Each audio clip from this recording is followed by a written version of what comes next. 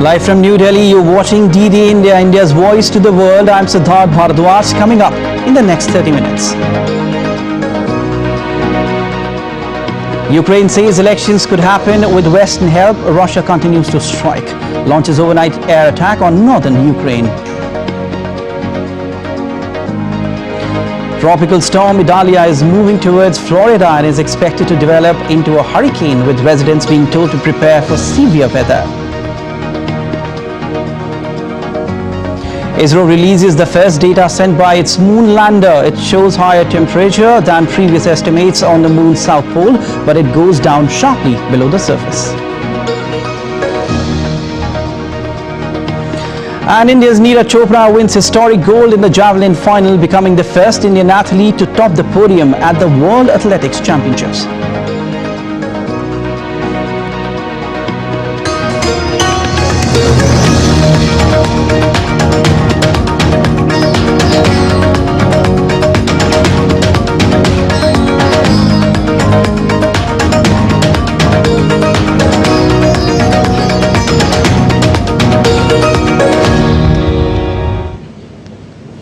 Russia launched an overnight air attack on northern and central Ukraine. Air defenses were activated, with officials reportedly downing 4 cruise missiles. An air alert was announced throughout the country.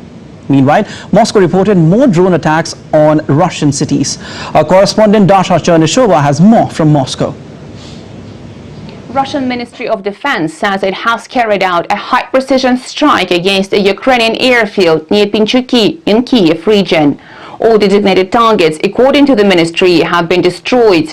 It also says that Russian troops have successfully repelled 5 attacks by Ukrainian forces in the Uspenovka and the Robotyno districts of the Zaporizhia region. And in the Kupiansk direction, Moscow says it has repelled 11 attacks by Ukraine and hit up to 120 military personnel. In the meantime, a multi-story residential building in Russia's Kursk region was hit by a Ukrainian drone, according to Kursk governor Roman Starovoyt. No one was hurt, but a number of windows was shattered. Another Ukrainian drone was shot down in Russia's Bryansk region that borders Ukraine. Separately, Russia's investigative committee has confirmed the death of Yevgeny Prigozhin, Wagner boss. Formal genetic analysis proved the identities of all 10 victims. They correspond to the list stated in the flight list, according to the authorities. Dasha Chernysova reporting in Moscow for DD India. Ukraine's President Volodymyr Zelensky says wartime elections could happen with Western support. It's its response to calls by a US senator to announce elections in 2024. Zelensky stressed that elections were possible if Europe and the US financially backed the war-torn country. Moreover, he said that elections cannot currently be held under martial law, which must be extended every 90 days and will next expire on the 15th of November. Zelensky announced martial law in Ukraine soon after Russia launched its full-scale attack in February 2022. The law allowed military forces to take control of the civilian government. The Ukrainian president also talked about additional voting access for millions of Ukrainian refugees overseas, especially across the European Union. We need Europe to help us for the most part, because Ukrainians are in the majority in the European Union today, and we need to open up appropriate opportunities there so that people could come to the polls. We don't have such infrastructural capabilities. 7 million people have to vote. We need every vote. In another story, a man has shot dead 3 people in Jacksonville, Florida before fatally shooting himself. The gunman has been identified by police as Ryan Christopher Palmita. Police say the crime was racially motivated, stating that he wrote off his hatred of black people. The 21-year-old fired 11 rounds at one woman sitting in her car in Jacksonville before entering a shop and shooting another 2 people.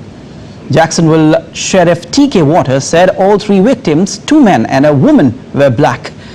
Local law enforcement said that the shooter brought his guns legally and had no criminal history. The shooter killed 3 people before turning the gun on himself, taking his own life. We are not identifying the deceased victims at this time, but I can tell you that there are 2 male victims and 1 female victim. All of the deceased victims are black. The shooter had authored several manifestos, one to his parents, one to the media, and one to federal agents. Portions of these manifestos detailed the shooter's disgusting ideology of hate. Plainly put, this shooting was racially motivated and he hated black people. And to express their grief, many people have taken part in a vigil for the Jacksonville shooting victims. A church held a prayer service to remember the lives of those killed in Saturday's shooting and to encourage a hurting community during a difficult time. For these residents that did not deserve what happened. They didn't deserve this. We cannot have someone come from another county and shoot up this community. It ain't no black on black crime. It's a hate crime. And Florida Governor Ron DeSantis also joined the vigil in Jacksonville.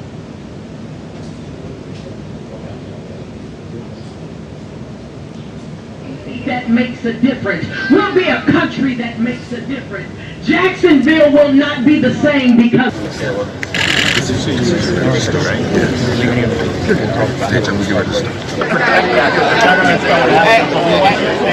gotta protect that. Community that makes a difference. We'll be a country that makes a difference. Jacksonville will not be the same. From the government and all the officials, but all the people in the state of Florida, we're united with this community. This is not going to be something that, we're going to just lie down for. We're going to fight back. Let's take a look at other stories making news around the world.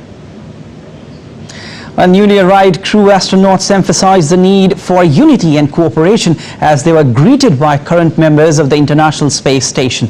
As per NASA, the 4 new crew members hail from 4 different countries are set to conduct scientific experiments such as the physiological aspects of astronauts' sleep and the collection of microbial samples from the ISS interior.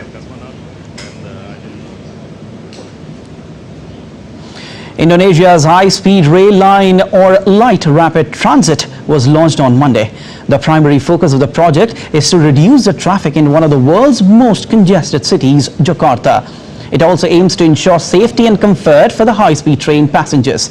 The 142-kilometer rail line links the capital Jakarta to the city of Bandung in West Java. North Korea approves the return of its citizens who were abroad after years of strict border restrictions during the COVID pandemic. However, the returnees will be put under proper medical observation at quarantine wards for a week. North Korea's reopening has been one of the world's slowest. Japan's space agency has suspended its planned launch of a rocket to carry a moon lander into space on Monday. The launch was cancelled because of unsuitable wind conditions in the upper atmosphere. The rocket was carrying JAXA's smart lander for investigating moon.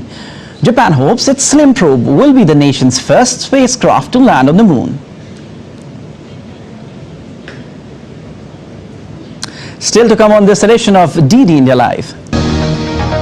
People in South Korea gathered in large numbers as they demand government action on Japan's release. U.S. Commerce Secretary Gina Raimondo calls for a stable commercial relationship with China. And vintage car exhibition grabs hundreds of eyeballs in India's southern city of Chennai.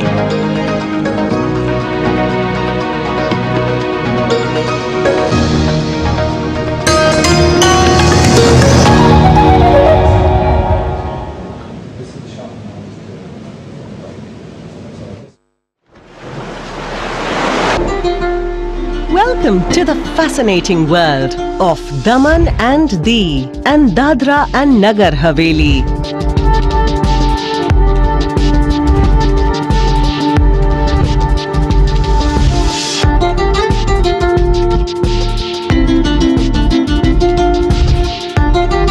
Unravel the rich history.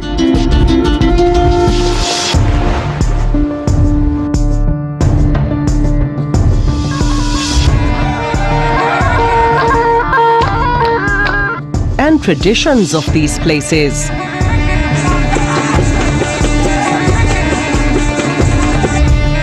marvel at the stories that lie in its beautiful architecture.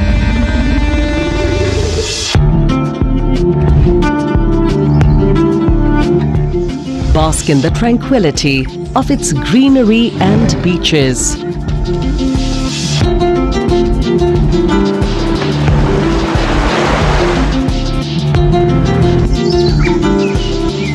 Experience the agelessness of its traditional handicrafts and handloom industry. Recognize its industrial leadership and celebrate Dio's commitment to a sustainable future.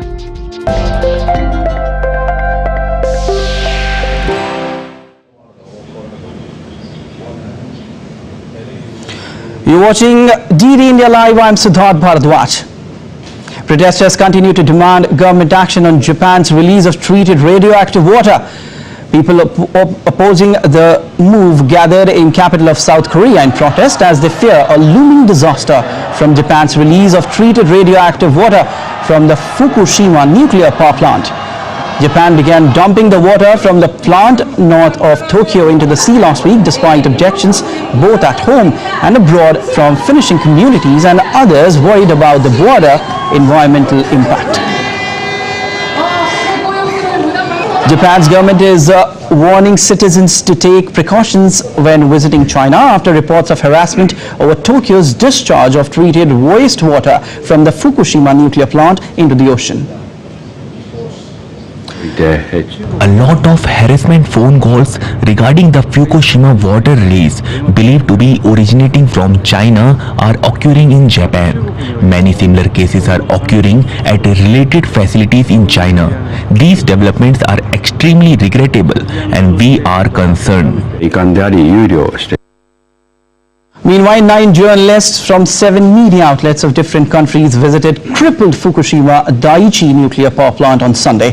They were briefed on the equipment and systems for treating nuclear contaminated water, including remote control room for multi-nuclide removal equipment. During the tour that lasted for 6 hours and a half, TEPCO employees admitted that releasing the radioactive wastewater into the ocean was the only way they had thought of.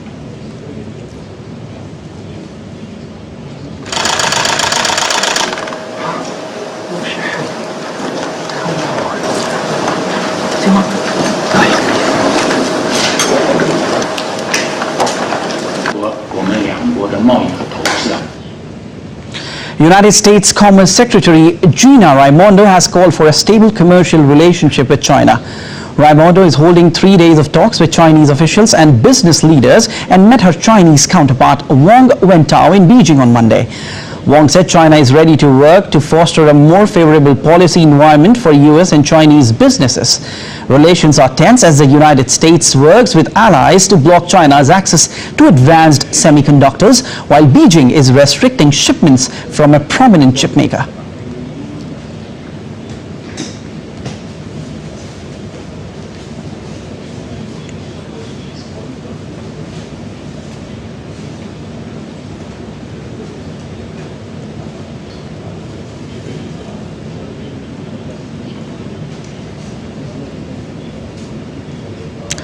Let's now take you straight up to Tokyo and hear from DD India's Chris Gilbert on the development. Chris, what's on the agenda for these talks now?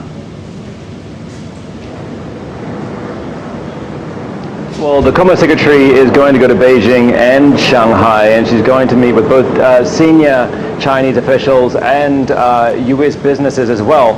She's hoping to discuss issues relating to the China-U.S. Commercial relationship, of course, any challenges that the U.S. businesses based in China are facing at the moment, and areas for potential cooperation going into the future.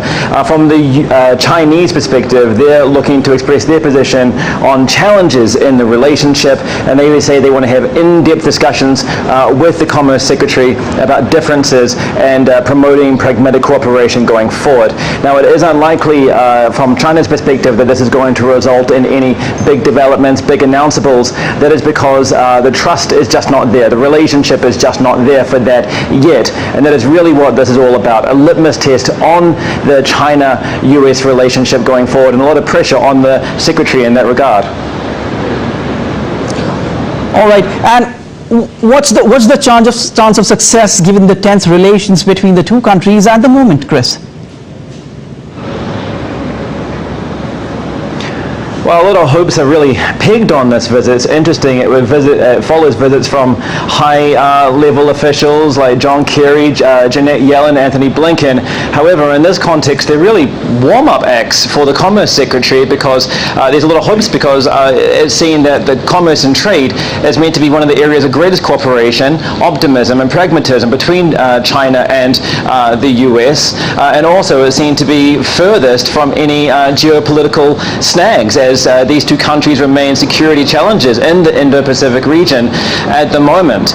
There are a couple of stumbling blocks potentially, one of them being there was only 3 months ago that the US was calling for its G7 partners to de-risk and at most decouple their economic ties with China. And the second is that China, as they see it, doesn't trust the sincerity of the US words, doesn't trust the sincerity of their intentions. So there's work to do, even if this trip is a massive success in the future by all US officials to win the trust of China and say that they are going to do what they mean and mean what they do. All right, Chris, thank you so much for joining in. And now, tropical storm Idalia has formed in the Caribbean and could strengthen into a hurricane, bringing high winds and storm surges to Cuba and Florida later this week, according to the U.S. National Hurricane Center.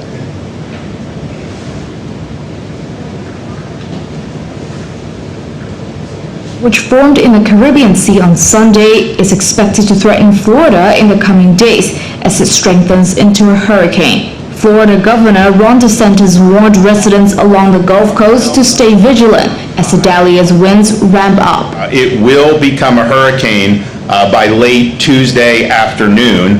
Landfall is currently expected along the Big Bend region on Wednesday, and it could arrive at the state of Florida as strong as a Category 2 hurricane. The U.S. National Hurricane Center said on Sunday that the storm is currently near the Yucatan Channel, about 80 miles northeast of Cozumel, Mexico. Jamie Roan, Deputy Director at the National Hurricane Center, urged residents in states north of Florida to be alert. After it moves over northern Florida, it moves up into the southeast United States or along the coast. And we really have to watch. You in Georgia, South Carolina, North Carolina really have to pay attention. If it's a little bit farther inland, maybe weaker, a little bit farther offshore, maybe a little stronger. Idalia could cause life-threatening storm surge and flooding from heavy rains along parts of Florida's west coast and the Panhandle as early as Tuesday, the Miami-based weather forecasters said. Hundreds of residents have been evacuated from eastern China after heavy rains triggered flooding and landslides in multiple provinces. And a red alert has been issued in parts of Hubei province in central China. China has been gripped by weeks of rains and floods amid an unusually wet summer. Meteorologists expect rains in those impacted areas to ease from Monday.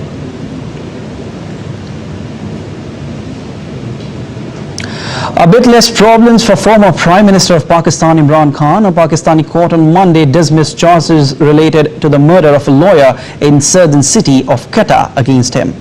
Khan, who was charged for the murder in June, has been facing over 1,000 cases since his ouster in a parliamentary vote of confidence in April 2022. A high court in Islamabad is also due on Monday to give a ruling on an appeal filed by Khan seeking to suspend his conviction in a graft case. For years, restaurants and food vendors in Tanzania's commercial city of Dar es Salaam have been serving Indian food. The phenomenon has helped propagate Indian culture in East Africa. Lead India's Daniel Kijo has more.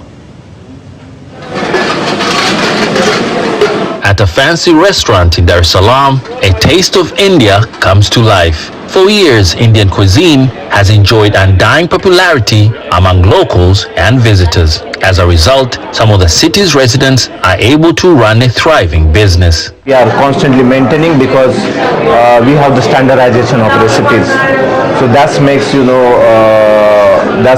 our products you eat today, or if you're eating 3 years back, also you will feel the same taste. Known for its aromatic curries and creamy coconut milk-based dishes, Indian cuisine draws many adoring fans. Very flavorful at all times. Like, I've never had a bad moment with Indian food.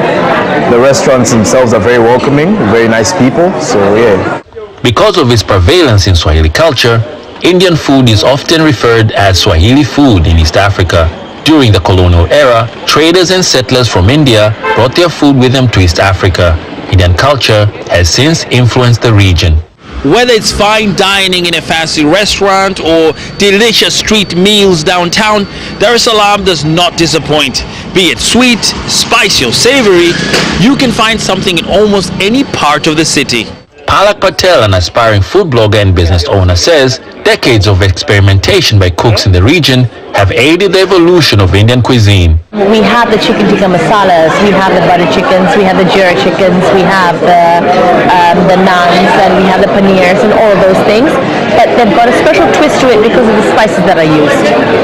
And I think that is what differentiates us with everything else. Innovative ideas appear to be keeping Indian culinary traditions alive in East Africa. With each bite, the region's people continue to connect with the culture of the Indian subcontinent thousands of miles away. Daniel Kijo in Dar es Salaam reporting for DD India. In a first of its kind, Chandrayaan III profiled the temperature of soil on the moon's south pole. The Indian Space Research Organization shared the updates of the observations. It said the temperature could be somewhere around 20 degrees centigrade to 30 degrees centigrade on the surface, but it is 70 degrees centigrade. The observation was made with the help of a Chaste or Chandra's surface thermophysical experiment payload on board its Vikram lander. Nilesh M. Desai, who is the director at Space Application Center in Western City of Ahmedabad, said the observations present an analysis of the soil at the lunar south pole along with the temperature fluctuations up to 10 centimeter beneath the surface. चास्टे payload तो initial experiment किए हैं, उसके जो नतीजे सामने आए हैं कि लगभग 8 से 10 सेंटीमीटर तक वो जा सकता है। तो 8 सेंटीमीटर तक के डेटा जो हमने लिए हैं उसके मुताबिक -10 डिग्री सेंटीग्रेड से लेके +50 डिग्री सेंटीग्रेड के अलग अलग डेटा 10 सेंसरों ने कलेक्ट किए हैं।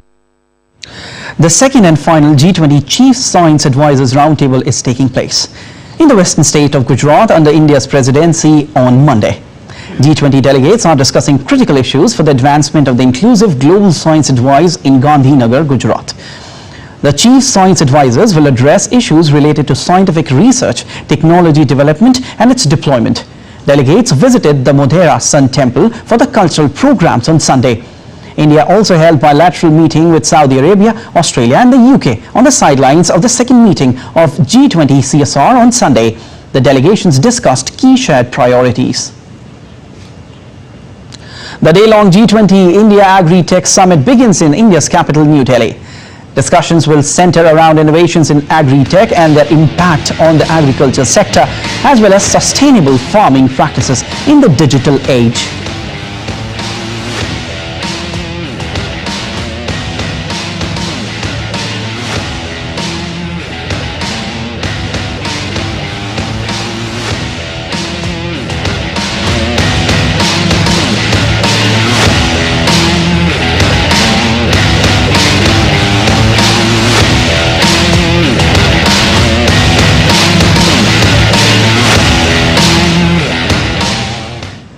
Let's take a look at other stories making news today. Indian President Draupadi Murmu on Monday released a commemorative coin featuring legendary actor and Andhra Pradesh's former Chief Minister N.T. Rama Rao in the national capital. The coin was released to mark his centenary birth year, and one side of the coin depicts the Indian symbol of Ashok Chakra along with 3 lions, while the other side has NTR's picture with commemorative message.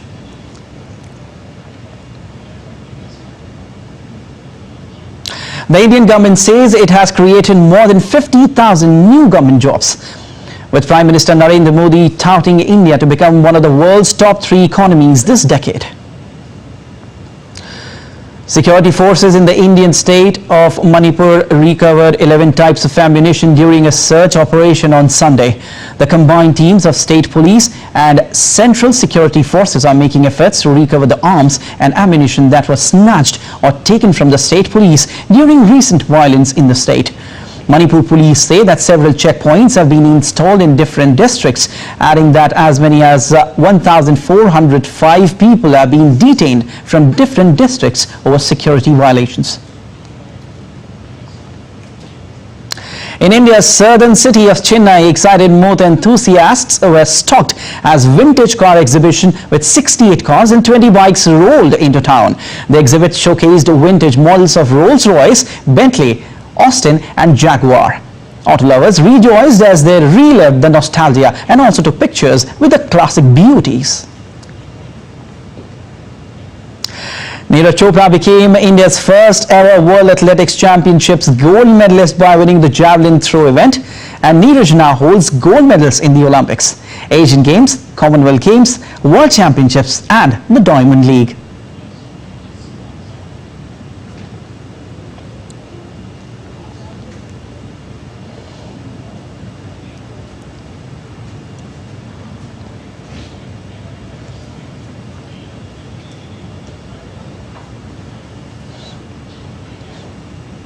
Well, that's all for this edition of DD India Live, but let us know your thoughts on the news of the day. You can connect with us on Facebook, X formerly known as Twitter, and Instagram.